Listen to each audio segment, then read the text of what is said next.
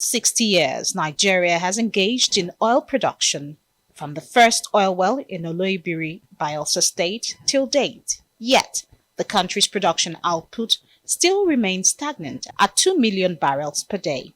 In fact, experts are concerned that despite several policies, especially the passage of the Petroleum Industry Act, Nigeria still struggles to meet OPEC's production quota.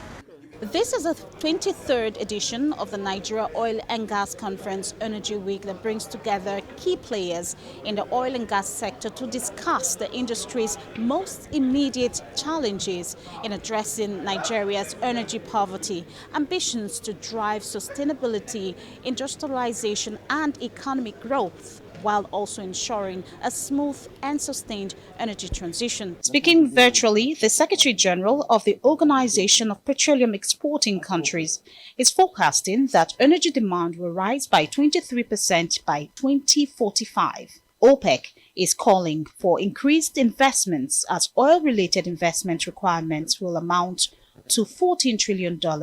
It is an unfortunate fact that still today there are an estimated 675 million people with no access to basic forms of energy and almost 2.3 billion without access to clean cooking fuels.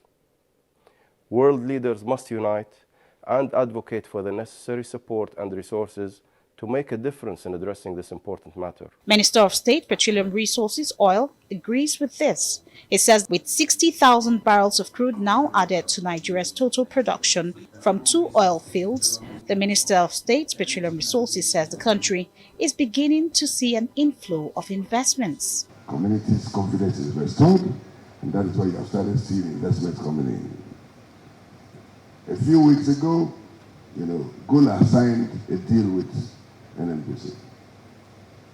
Also last week, Total Energy signed a deal with NNPC, which is just the smallest part of investment we are expected to flow in.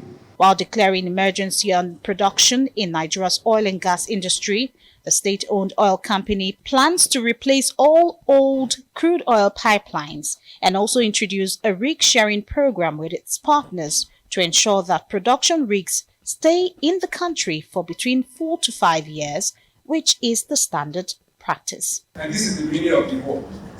From security to asset integrity to everything that can be done. As a matter of fact, and as you all know, our pipeline network today, the major trunk line delivering crude to Port Bonny and Okados and Brass, all of them. As you all know, the oil construction in 1974 and most people in this country. No pipeline survives this. Which will have the bundle action for the territory. And we are taking another major decision that will replace this pipeline.